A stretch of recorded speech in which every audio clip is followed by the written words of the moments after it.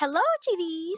For today's video ay kakaibang chika naman ang ihahatid ko sa inyo dahil chikadora tayo ng taon, noisy number 1. Kasi nga, habang papalapit ang birthday ko in 2 weeks, na-realize ko, hindi lang pala edad ang tumatanda. Pati eyebags ko, may sariling growth development na rin. Pero syempre, dahil may mabait akong kaibigan na nagbigay ng advanced birthday gift, ayan, finally, makakaranas tayo na magpaganda at magpa-facial. Mga me, healing era muna tayo kahit sa mukha man lang, ganar. At oo, for today's video, nag-commute ako. Hindi dahil gusto ko ng main character commuting scene, kundi dahil mahirap ang parking. Practical tayo today. Sumakay ako ng tricycle at honestly, na-miss ko rin to. Yung hangin sa mukha, yung lubak na parang sinusubok kung matibay pa ba emotional stability mo. Pero laban, kung kinaya ko ngayong mixed signals, ito pa kayang lakad papuntang clinic. Ang pupuntahan ko nga pala ay ang bagong bukas na Skin Glow Aesthetic and Wellness dito sa Dasmariñas, Cavite. So if ever na mawala kayo, ito yung way papuntang Skin Glow mula sa bayan. Hindi lang tayo maganda today, helpful content creator pa. Char.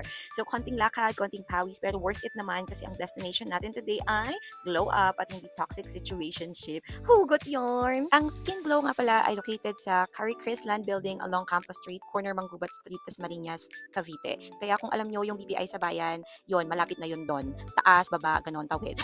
Nagets nyo? Basta ito yung daan papunta doon. Yung sinasabi kong BPI nasa kanan ng Skin Glow ay ayan, dyan sa taas. Nung panahon na nagpunta ko ay wala pa yung signboard nila, pero ngayon may nakalagay na dyan. So, hindi na kayo maliligaw. Aakit lang kayo dyan sa hagdanan kasi sa second floor sila, pero dahan-dahan lang at ingat lang at baka ma-fall kayo ng tuluyan sa kanya. May ganon. At finally, nakarating din ang matiwasay. Hindi pa lang ako nakakapasok sa Skin Glow, ramdam ko na agad yung warmth ng staffs, yung welcome nila, hindi scripted. Hindi pong parang, okay, safe ako dito. Rare yun, Sa totoo lang, medyo matagal na rin ako hindi nakakapagpa-facial. Alam niyo naman, minsan inuuna maintain ang bills bago ang pores. Kaya medyo nahihiya pa ako nung una. Nahihiya pala ako. Char, parang gusto ko yung sabihin, pasensya na po sa mukha ko, life happened.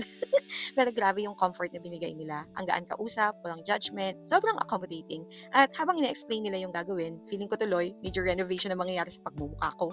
Akala ko ipapasok na ako sa season 2, transformation arc. At ito na nga, magsisimula na ang aking facial at isusuot ko muna ang napaka-eleganteng robe na ito. Napakaganda ng kulay at ayan, itinatali na nga ng ate girl ninyo ang robe dahil pa-special ang first on at feeling close tayo agad. Ganun ka magiging komportable sa Skin Glow. Perfect na perfect. So, ito na nga, ipapakita ko sa inyo ang kaitsurahan. Muntik na maging dress to sa akin mga day. Yan, isa-set na natin ang camera. And to start the journey, first step is cleansing. Tinanggal syempre ang dumi, oil, at mga natitirang attachment ko sa mga maling tao. Bakit pa hugot tayo today? Tapos, eto na, imamarinate na ang pagmumuka. Parang ipiniprepare ako bago ilagay sa griller. Meron ding steaming, mahilot sa mukha, may extraction, at dun ko na-realize, mas masakit pa rin pala yung mga bagay na hindi mo na dapat binalikan. Hugot number 47.57, ganun. Pero honestly, sobrang relaxing niya. Yung tipong gusto ko na lang humiga forever at kalimutan lahat ng responsibilidad ko bilang adult. Adulting 101 yarn. Habang nilalagyan nga ako ng kung ano-anong skincare, hindi ako talaga tumahimik. For the daldal talaga ang person. Mas madaldal pa ata ako kaysa sa facial machine. Alam mo yung pumunta ka para magpa-facial, pero umuwi kang parang nagkaroon ng free therapy session. Ganun yung pakiramdam. Sarap kasi nila kausap, hindi awkward, hindi pilit, parang tropa mo lang na gusto kang pagandahin habang nakikipagtsikahan. Tapos habang tuloy-tuloy yung kwentuhan, na-realize ko, mas mabilis pala ako mag-open up kapag nakahiga. Ito pala feeling kasi ng emotionally available. Kailangan mo na naka-facial bed. Shala-shala yarn. Habang ginagawa yung facial, naisip ko, deserve din pala nating alagaan sarili natin paminsan-minsan.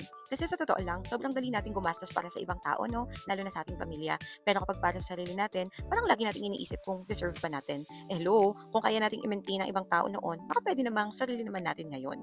Hindi kailangan laging strong. Minsan okay lang din maging glowing. At alam nyo, buong session na to, hindi ako nakatulog. Hindi dahil hindi relaxing kundi dahil gusto kong i-feel yung mga bagay-bagay. Ramdamin ang bawat hapdi, bawat steam, bawat hilot, bawat sakit. Sanay naman tayong masaktan, pero at least ito, may magandang outcome pagkatapos. Tsaka, gift kasi ito ng best friend ko. Siyempre dapat present ako sa bawat minuto. Hindi pwedeng matutulog ako habang tinatry i-save ng facial yung mukha kong stress edition. At ito na nga ang moment na para tayong ipapasok sa MRI para malaman ang tunay nating nararamdaman from within. Eme! Habang nakahiga ako doon, feeling ko hindi lang skin ang chine-check. Parang pati Google search history ko pwede nilang mabasa. Parang anytime may lalabas na findings. Patient appears tired physically, mentally, at kulang sa tulog since 2019. At dahil nakatakip pa yung ilaw at tahimik yung paligid, bigla kang mapapaisip, uy, ang peaceful. Pwede ba dito matulog ng 3 business days? Yung tipong pumunta ka para magpa-facial pero parang may bonus side quest, life evaluation. Ganyan. Tapos habang iniilawan yung muka, feeling ko parang may nagka-caption sa ulo ko, loading, glow up in progress. Parang may sasabihin sila, kaya pala, low battery mode si ate. Pero honestly, sobrang relaxing ng moment na yon. Nung tipong wala kang choice kundi humiga at magpanggap na wala kang responsibility. Finally, teamwork tayo ng katawan ko. At doon ko din na-realize, minsan, kailangan mo lang humiga. Hindi para mag-isip ng life decisions, kundi para hintayin lang matapos ang facial at maging glowing ka after. What? And after facial, ito na nga, grabe yung glow. Yung tipong pagharap ko sa ilaw, parang may sariling ring light yung mukha ko. Mga mi, glass skin is glass skinning, for real. Sa sobrang kinis at glow, parang pwede ka na magsalamin sa mukha ko. Kung wala man kayo ng compact mirror, andito lang ako ha. Kung yung pores ko parang nag-file ng resignation letter, ganun. At first time in a long time, mukha akong may sapat na tulog, sapat na tubig at sapat na dahilan para lumaban ulit, ganun. Kaya so far, thank you talaga sa beshi kong nagbigay nito as advance birthday gift. Alam mo na kung sino ka. Hindi mo alam kung gaano ko to kailangan, as in salamat sa life upgrade. Parang nag-level up ako from survival mode to glow up mode. Sabi? Kasi minsan, hindi naman natin kailangan ng bonggang bagay, no? Minsan, sapat na yung may biglang magsasabi ng, uy, deserve mo to. Habang ikaw mismo di sure kung deserve mo ba kahit magpahinga. So, ayun, happy advance birthday to me. Manifesting clear skin, clear mind, at clear intentions mula sa mga tao. Uy, BPI, balik mo na kasi yung pera ko. Hindi na tayo papayag sa stress ngayon, pero mukhang regular customer na talaga siya sa life ko loyalty card level na to.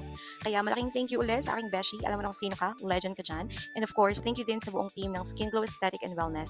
Grabe yung warmth nyo, parang skincare na may kasamang emotional support group at konting life reset. Ganun. At syempre, sa mga gadgets na ginamit sa mukha ko, hindi ko alam pangalan nyo pero salamat na rin sa inyo. Parang kung yung Avengers ng glow up ko ay Steam, machine tools, ganyan, kompleto na pati character development ko. So ayun, hanggang dito lang for today. Sana supportahan natin ang bagong aesthetic kineso na to. Yun lang, okay, bye. Mwah.